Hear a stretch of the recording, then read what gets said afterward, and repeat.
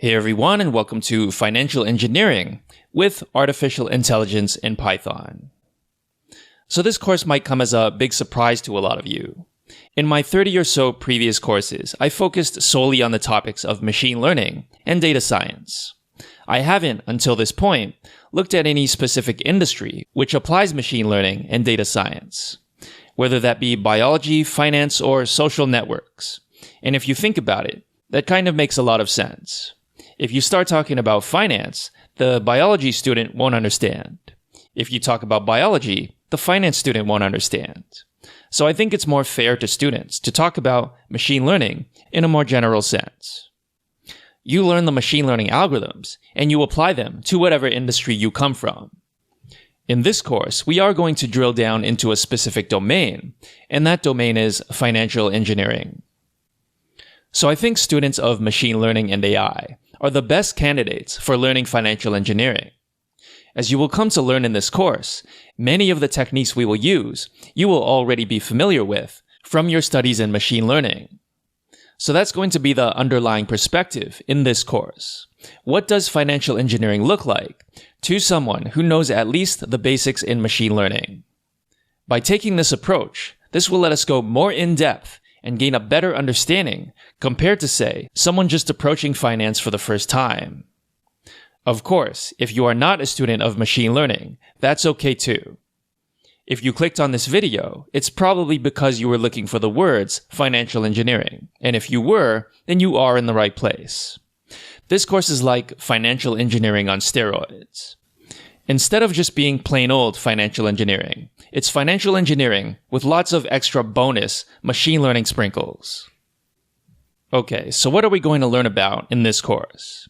This course is going to start from some very basic fundamentals. What is financial data? Where do we get it? And what does it look like? How do we manipulate it in code? In particular, this course will focus on stock prices and stock returns. We will spend a lot of time learning how to analyze the distribution of stock returns and how they might be correlated with other stock returns. In the next section, we will go in depth into time series analysis. Now, in all my years of machine learning, I've noticed that one of the most common questions students ask is, how can I predict stock prices with machine learning?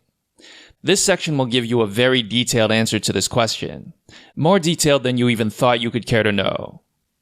This section will look at various core techniques in time series analysis, such as the simple and exponential moving average, the Holt-Winters model, and the famous ARIMA model. Since this is a course about finance, there will be some finance-specific details you want to be aware of. Specifically, we'll learn about the efficient market hypothesis and the random walk hypothesis. We'll learn about what implications these have on the models we create. One of the most important topics in this section is how to properly forecast. Unfortunately, the internet today is full of marketers. These marketers have promised to teach you how to do things like predict stock prices with LSTMs, and they show you charts like this with nearly perfect stock price predictions. Now you've got to wonder, if I can just do this, why did we give a guy a Nobel Prize for inventing portfolio theory? If we can just predict stock prices, we don't need portfolios. Let's just pick the stock with the highest forecast and make lots of money. In this course, I will expose the many mistakes in these courses and blogs. If you've ever come across a course or a blog post about predicting stock prices with LSTMs, you will want to watch this. Okay, so the next section of the course is going to be about modern portfolio theory. This section is the financial engineer's version of don't put all your eggs in one basket. In this section, we'll learn about why diversification is good and how it weakens our greatest enemy, which is risk. You'll learn about core topics in financial engineering, such as the efficient frontier, mean variance optimization, the Sharpe ratio, and the capital asset pricing model. Basically, given a universe of stocks, that is, any set of stocks you want to consider buying, we will learn how to maximize return while at the same time minimizing risk. We will learn how investing in multiple stocks will always be better than investing in just a single stock. We can get higher returns and lower risk. Okay, so in the next section, we are going to learn about algorithmic trading. Previously, when we looked at portfolio theory, it was all about which stocks to buy and which stocks to sell. This is all about determining when is the best time to buy and when is the best time to sell. As you probably already know, if you try to use your emotions, you're going to have a bad time. When people use their emotions, they tend to buy high and sell low. They see a stock going up and they think it's a great deal. They see a stock going down and they get scared and try to cut their losses.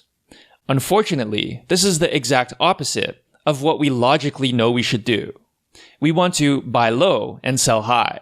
This results in a profit. Algorithmic trading is all about how to automate buying and selling decisions so that you do not depend on your emotions, which are probably wrong. We will look at both traditional trading strategies as well as those based on machine learning and reinforcement learning. Alright, so I hope that gives you a pretty good idea of what we will look at in this course. Just to summarize, first we will start by understanding financial data, specifically stock prices and stock returns. Next, we will look at time series analysis. How do stock prices and stock returns evolve over time? Next, we will look at portfolio theory. How do we choose the right set of stocks in the right proportions such that we maximize return and minimize risk? Next, we will look at algorithmic trading. How do we automate the process of buying and selling to avoid trading on emotion? Thanks for listening, and I'll see you in the next lecture.